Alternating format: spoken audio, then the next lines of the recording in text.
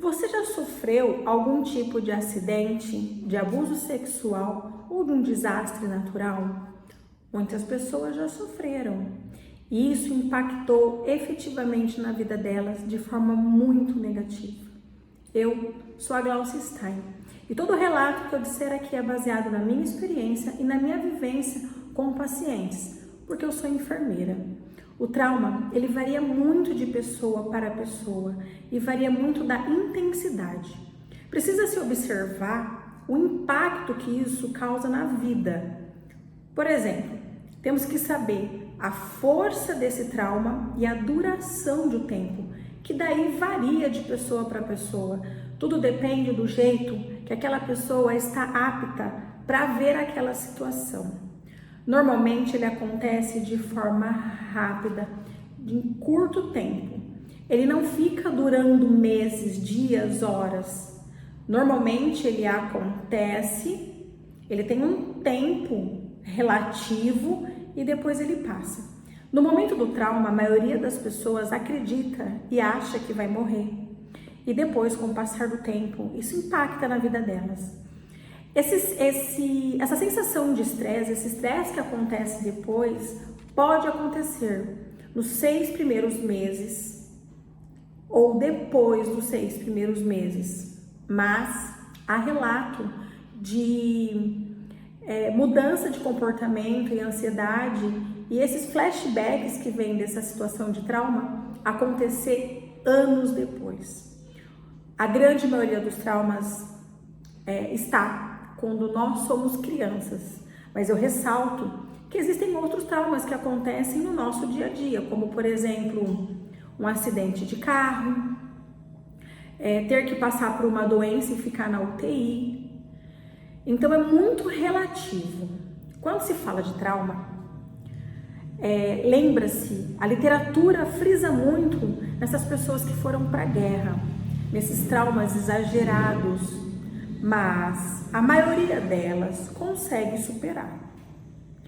Porém, a menor parte, o trauma passa a fazer parte da vida diária dela, limitando essas pessoas de ter convívio social, de trabalhar. Elas vivem em extremo sofrimento. Mas não é desse que eu quero falar. Eu quero falar desses traumas que acontecem mais pertinho da gente, mais no nosso dia a dia, esses traumas mais corriqueiros, porque assim fica fácil para eu poder descrever as coisas que acontecem comigo e as coisas que eu vejo ao meu redor. Então, para a gente começar, nós precisamos entender como é que funciona o cérebro. O cortisol, norepinefrina e a dopamina, elas aumentam no nosso corpo. Eles entram no nosso cérebro de uma forma violenta. Aqui, ó, é o nosso córtex pré-frontal. É essa parte aqui anterior da minha cabeça. Ela fica menos ativa no momento do estresse. Portanto, ela não consegue fazer uma análise real da situação. Ela não consegue analisar um quadro conscientemente, devido ao tamanho do estresse, devido a toda a explosão de sentimento que está acontecendo conosco, juntamente com o aumento do cortisol, da norepinefrina e da dopamina. Então, o córtex pré-frontal, ele com essa baixa atividade, ele não processa muito exatamente o que está acontecendo. E aí, a amígdala e o hipocampo, eles sim agora vão receber essa informação. A amígdala, ela é responsável pelas emoções coloridas da vida da gente. E o hipocampo é pela memória. Então, acontece o seguinte: os hormônios sobem, eu não consigo entender e raciocinar direito. Em mim é acionado através da amígdala todas as minhas emoções de luta e fuga, e fica tudo isso fragmentado, Por isso que quando você pergunta para a pessoa o que aconteceu, ela não sabe explicar direito. Por exemplo, eu já tive numa situação em que eu estava parada num trânsito, bem no semáforo, e uma pessoa armada com um revólver nas duas mãos, ele estava na frente do meu carro. Eu vejo a polícia encostando do lado do meu carro e descendo. Eu não consigo dizer para vocês a fisionomia da pessoa, se ele estava sozinho ou se estava em companhia. Eu só consigo lembrar dos dois revólveres, um em cada mão, e o revólver prata, porque fica em mim a imagem fragmentada da situação. Naquele momento, eu achei que eu fosse morrer. O que eu pensei na hora? Como era o meu primeiro carro bem no sinal de pedestre, eu achei que ele ia, para fugir da polícia, tentar abrir a porta do meu carro. Eu era o primeiro carro para fuga. Eu achei que se minha porta tivesse fechada, ele ia me dar um tiro, porque eu estava dificultando uma fuga. Em questão de segundo, eu destravo a porta e eu abaixo no carro para me proteger. A sensação parece que a alma saiu do corpo.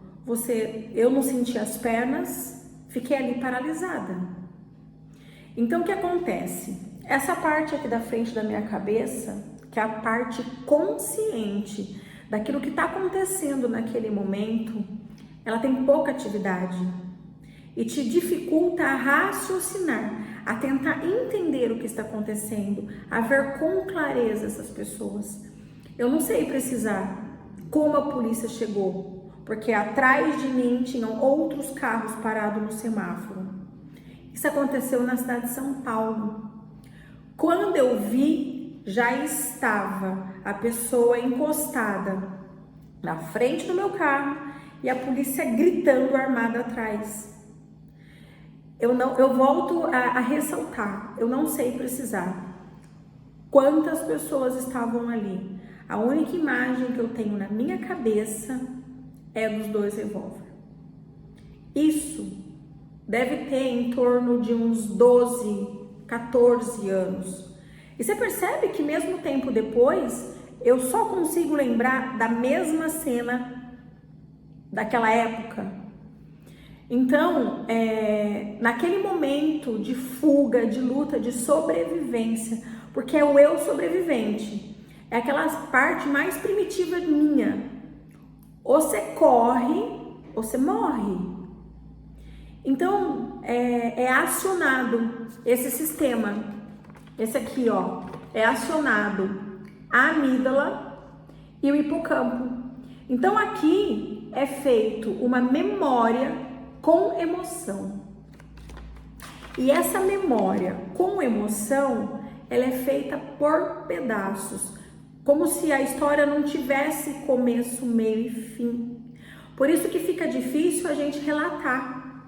Quem é o bandido, quem foi o abusador sexual, porque naquela hora em que está tudo acontecendo, as coisas ficam vagas. A mente da gente, a parte da frente não funciona com racionalidade. Eu tenho um outro exemplo para dar, que aconteceu comigo também, um acidente de carro. Eu sei precisar poucas coisas. Eu sei que eu estava dirigindo, entrou um cachorro na frente, até aí tá tudo bem, eu lembro perfeitamente, eu estava mexendo no som. E eu lembro que eu tirei freiei o carro e tirei do cachorro. A traseira gira e eu saio agora capotando o carro e caio numa ribanceira. Eu não sei precisar quantas vezes foi, eu não sei dizer. Eu só sei dizer a hora que o carro parou, virado de lado no chão. Eu saí do carro, saí na pista e fui pedir ajuda, porque na hora eu achei que o carro fosse explodir.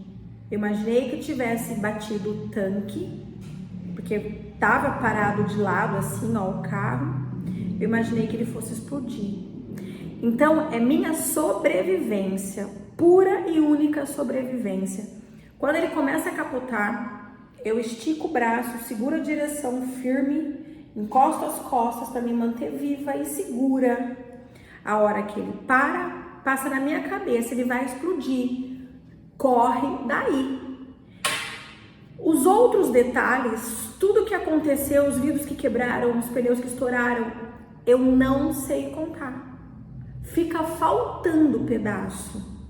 Porque neste momento, o que está funcionando em mim é a minha sobrevivência. Então, no trauma, não importa qual seja, acontece um estresse. Mesmo com estupro. Mesmo se você estiver no lugar e tiver um terremoto, tiver um vendaval, naquele momento de sobrevivência, a parte anterior aqui, o córtex pré-frontal, ele diminui e você não consegue precisar as coisas que estão acontecendo. Depois, passa o tempo, nos 6 primeiros meses, a gente começa a ter esse pedaço fragmentado. Muitas pessoas não conseguem lembrar. Elas apagam da memória por completo, como se elas não lembrassem de nada. E é normal. Outras pessoas vão começar a lembrar pedaços de histórias 6 meses depois. Algumas pessoas vão lembrar anos depois.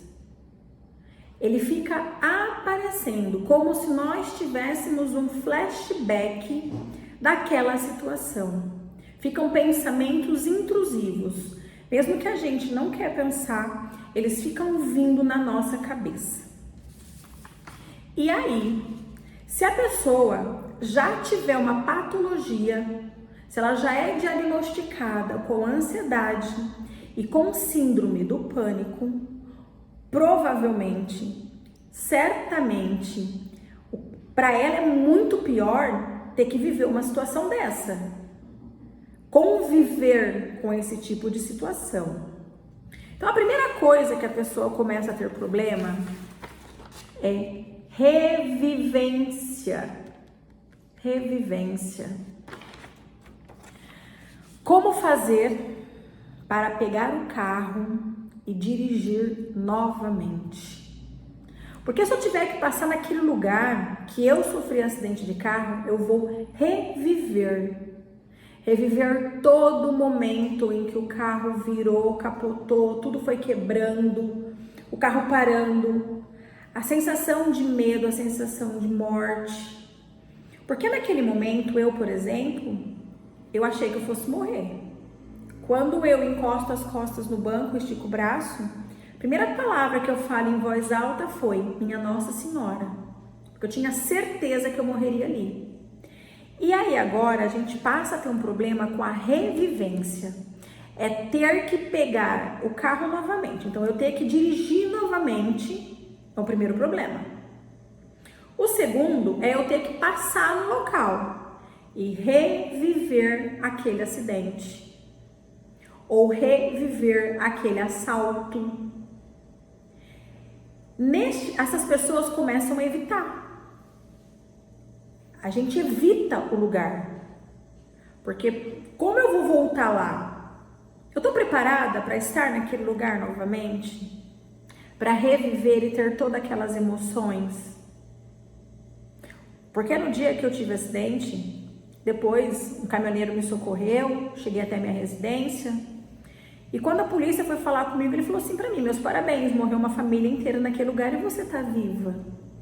Como é que era para mim ter que passar ali depois? Reviver. Então isso limita a vida da pessoa. Toda vez ela sente ansiedade antes de passar no lugar. Ela sente ansiedade quando ela passa no local. Ok? A pessoa começa agora a ter evitação. Ela evita falar desse assunto. Porque para eu falar disso, eu começo a lembrar, a reviver. Eu vou evitar falar disso e evitar que as pessoas falam para mim. Porque vem toda a sensação daquele dia, daquele momento, e vem toda a sensação da ansiedade. Lembrando que aqui o meu foco é a ansiedade linkada com todo esse trauma. Então, a gente evita em ficar falando daquele assunto. Culpa. Tá aqui, ó. A gente sente culpa. Culpa por eu não ter tomado cuidado, por eu, tô dando exemplo, estar em alta velocidade, por eu ter mexido trocando a rádio, a música. Culpa. Ou, se nós trouxermos uma outra situação, por exemplo, se eu estivesse com alguém no carro, culpa por aquela pessoa ter se machucado, por aquela pessoa ter morrido, por aquela pessoa estar, por exemplo, numa cadeira de rodas, e aí você se sente, você tem a autoculpa e a culpa de terceiros.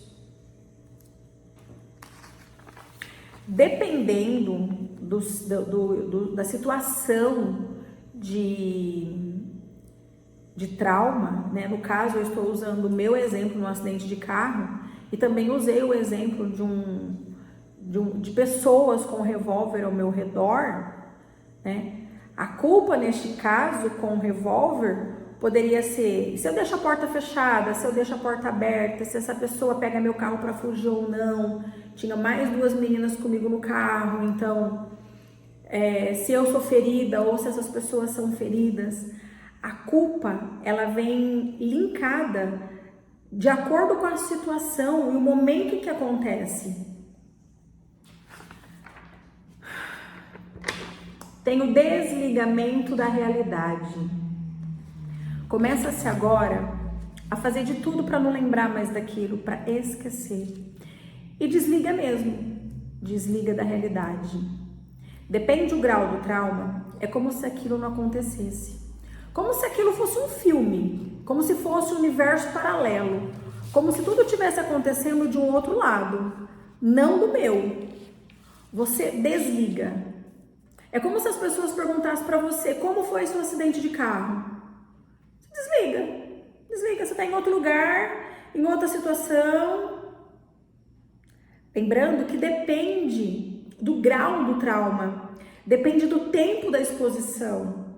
No meu caso, no acidente de carro, eu saio muito rapidamente do local.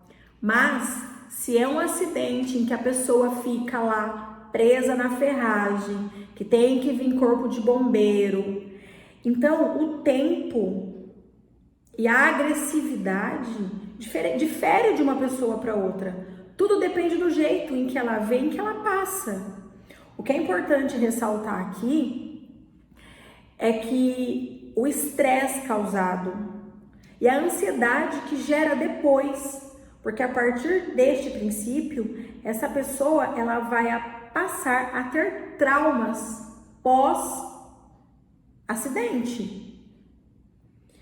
Então, para ela é muito mais fácil de desligar daquela realidade, como se aquilo não existisse. É como se ela tivesse alienada. Você fala com ela, ela nem entende, nem sabe do que você está falando. Também, a pessoa pode viver em alerta constante.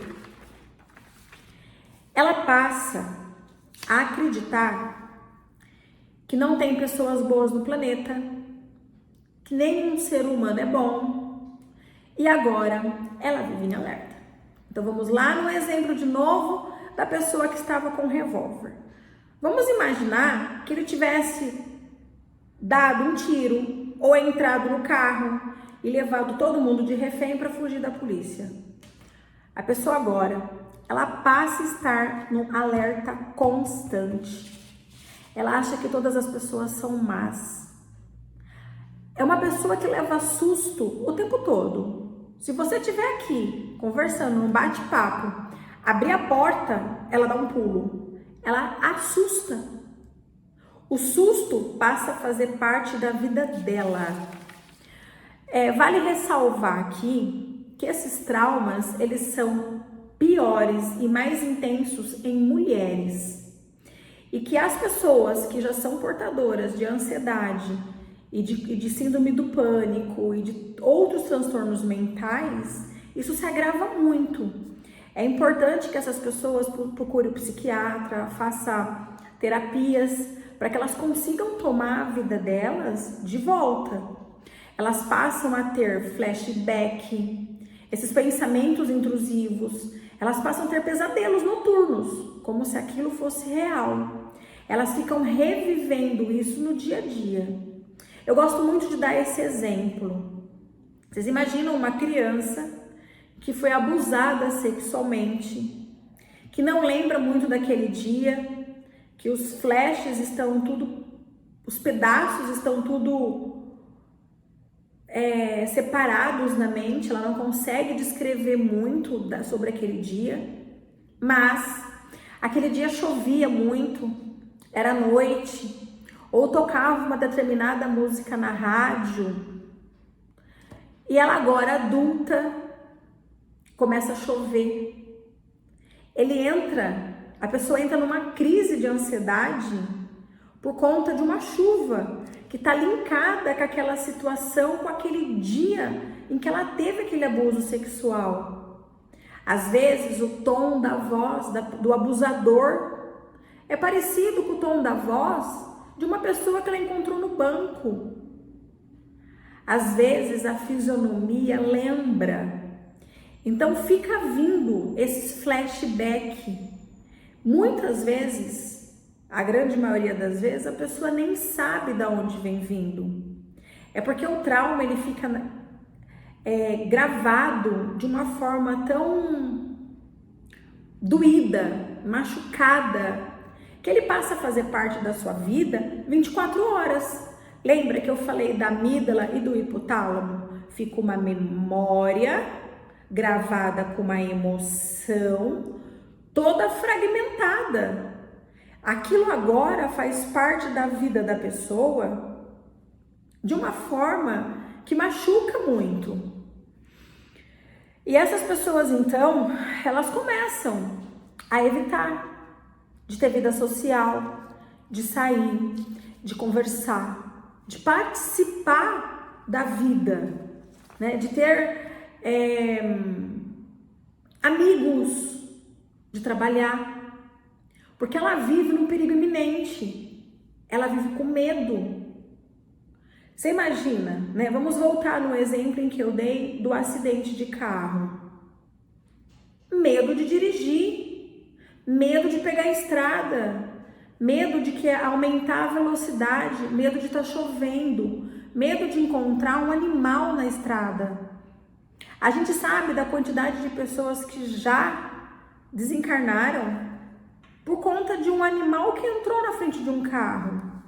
E como você tem uma vivência daquela, você passa a viver com medo, te limitando, te dificultando a vida. No meu caso, lembra que eu disse que uma parte da população consegue lidar com essa situação.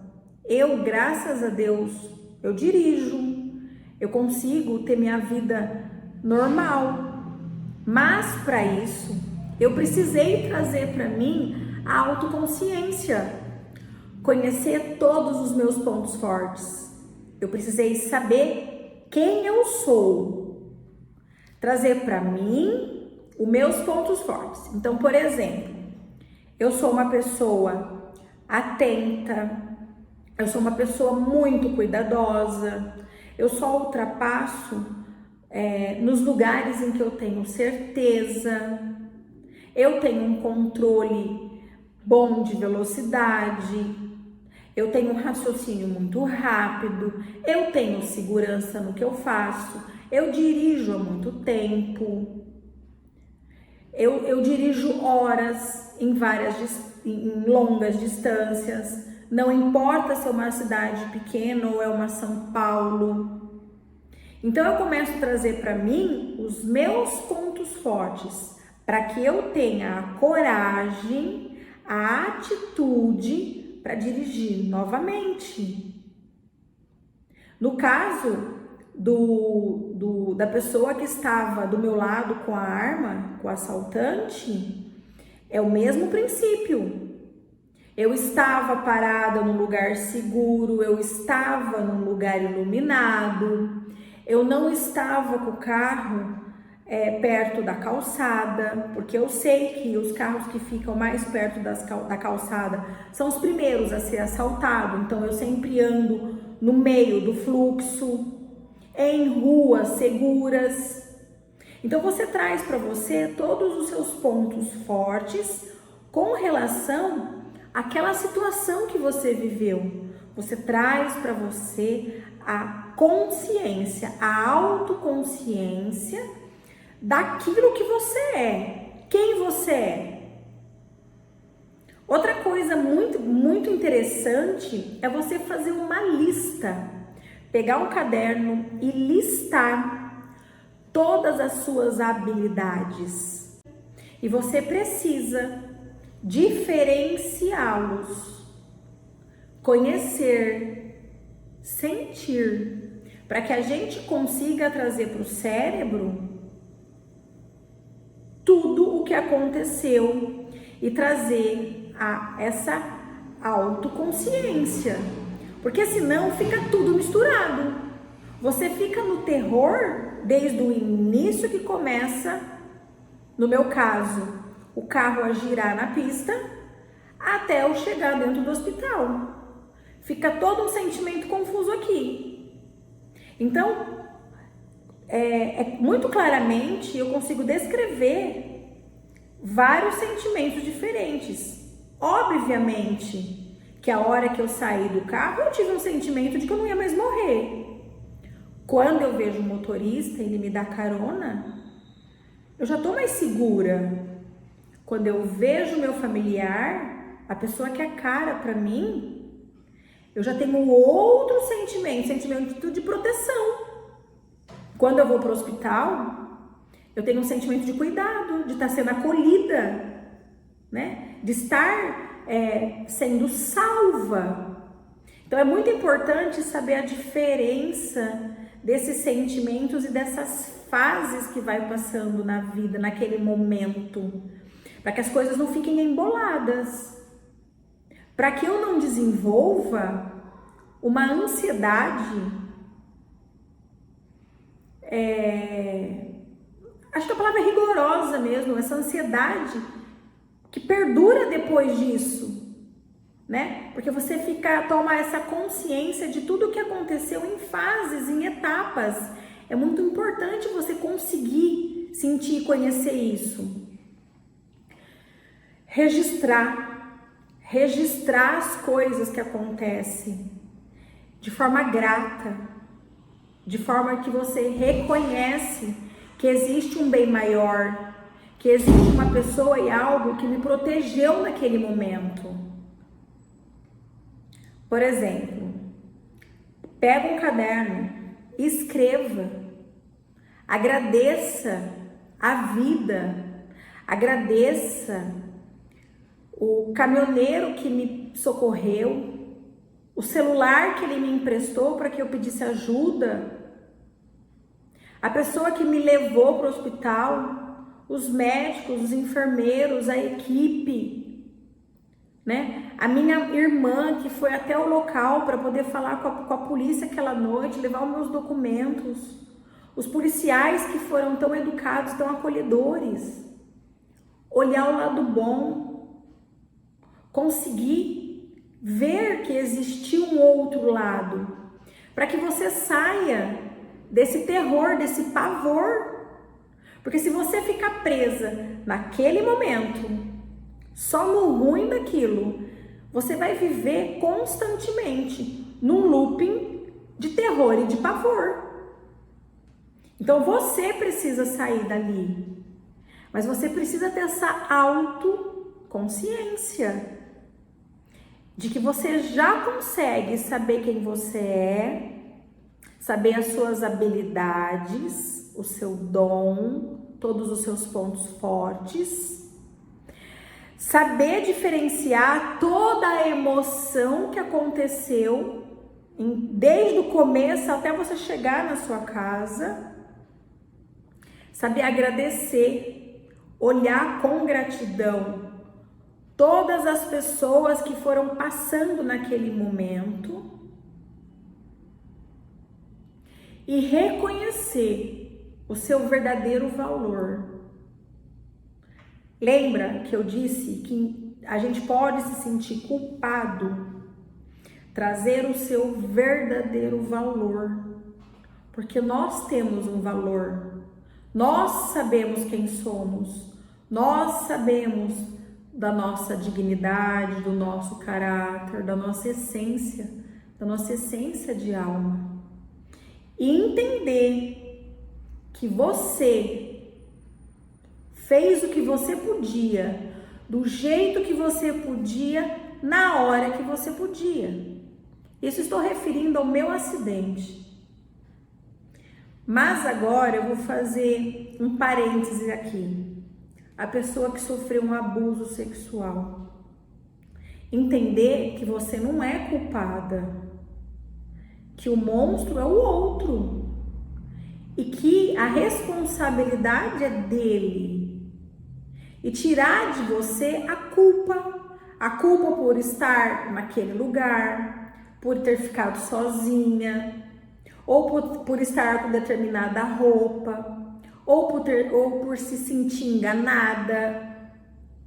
Então, trazer para você o seu verdadeiro valor, sua verdadeira essência, para que você não se confunda com os seus sentimentos e não permita que o sentimento alheio, a opinião alheia, distorça o acontecido, o real motivo que aconteceu, porque foi você que viveu aquela situação, era você quem estava lá naquele momento.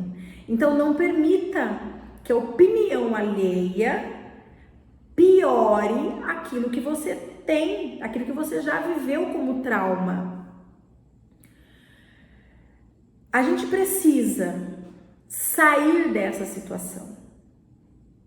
Eu sempre gosto de falar disso. Você só vai conseguir sair daí a hora que você cansar de sofrer. A hora que você cansar, você vai conseguir e vai sair dessa situação. Eu afirmo que é possível, é fácil, existe a autocura. É possível, desde que você queira, desde que você esteja disposta a fazer uma nova história. E como você faz uma nova história? Te trazendo uma autoconsciência. E uma delas é te permitir se auto-aventurar numa nova ideologia, numa nova ideia, numa nova vivência. Se você não viajou, viaje. Vá praticar um esporte radical, vá aprender, fazer uma nova comida, mas se dê a oportunidade de renascer, de se autoconhecer. E aí sim, você vai conseguir sair daquela situação de flashback, de pensamentos intrusos, porque você não vai mais estar aberta, você não vai estar mais fragilizada para aquele tipo de vivência, para aquele tipo de situação. Você passa a tomar a sua vida autoconsciente. Você sabe quem você é, aonde você está.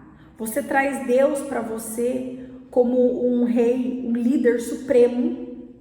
Ele faz parte da sua vida de uma forma tão grandiosa que você traz essa essência divina E aí sim, você passa a ter a sua vida, você passa a liderar e a comandar a sua vida novamente.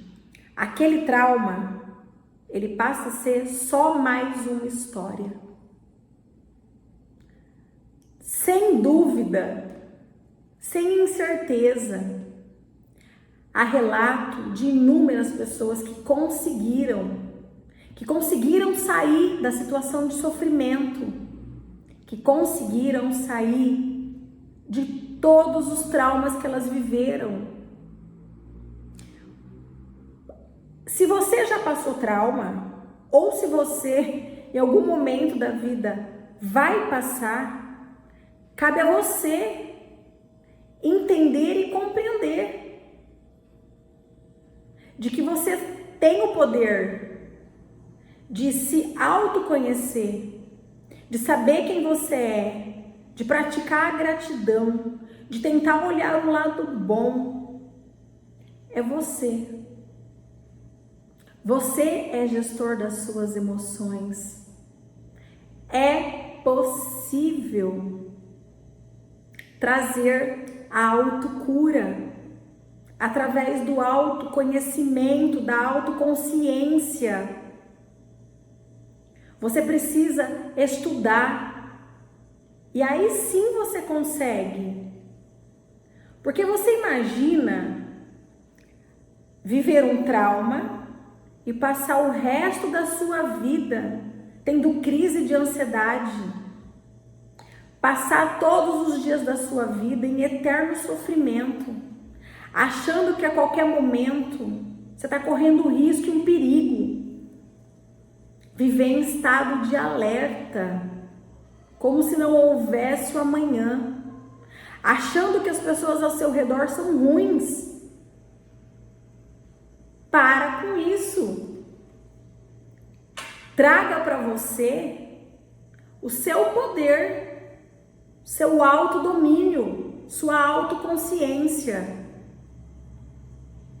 Existe uma coisa que eu pratico há muito tempo.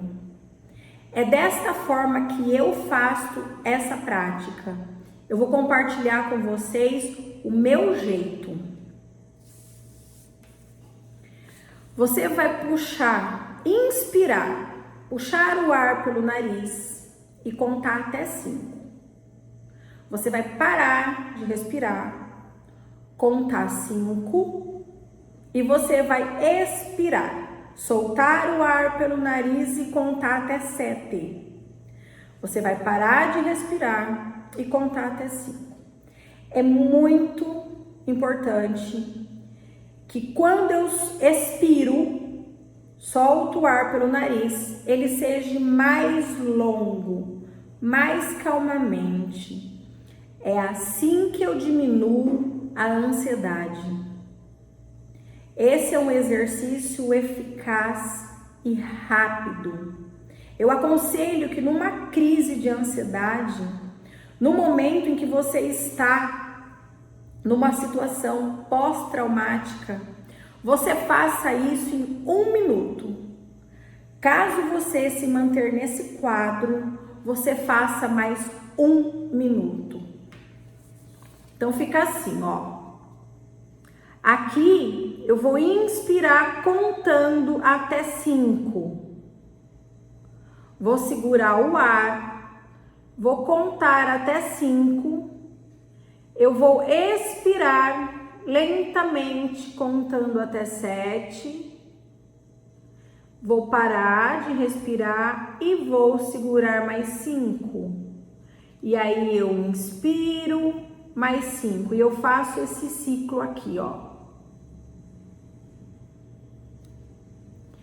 Isso me ajudou muito a sair de situações de crise, a me trazer para o centro, a me conscientizar de aonde eu estou, o que está acontecendo comigo, me trazer a clareza.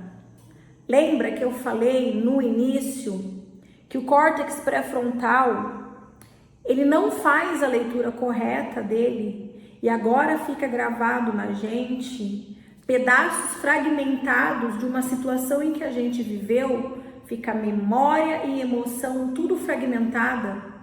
E eu passo a ter esses flashbacks, essas cenas, essas situações, eu passo a ficar lembrando disso o tempo todo da minha vida. Quando eu percebo que eu estou entrando numa crise de ansiedade, porque eu vou pegar um carro e vou sair, ou porque eu acho que eu vou ser assaltada, eu começo a fazer esta respiração. Eu trago para mim este esquema antes de sair da minha casa, antes de entrar no carro, se for o caso. Fecha os olhos, sente num lugar tranquilo. Faça isso todo dia, como rotina. Se você quiser, você pode fazer isso quando você percebe que vai acontecer a situação de ansiedade. Faça esse exercício de respiração. Se você puder fazer todos os dias, com disciplina, como uma prática diária, você vai perceber certamente que você vai ficar calma, que o seu jeito de respirar se torna consciente. Isso é um esquema de respiração consciente, do qual te tira de situação de ansiedade. Mas você precisa fazer a prática, você precisa querer sair dessa situação. Então, tome sua vida, traga para você quem você é, quem são suas habilidades, aprenda a saber quais são as emoções que você carrega, aprenda a saber a sua essência, traga para você Deus na sua plenitude. Traga para você a respiração consciente, que com certeza, você será outra pessoa, que com certeza você vai conseguir a autocura da ansiedade. É possível, é fácil, está nas suas mãos. Eu jamais estaria aqui usando o meu nome, trazendo a minha imagem para vocês, se eu tivesse alguma dúvida.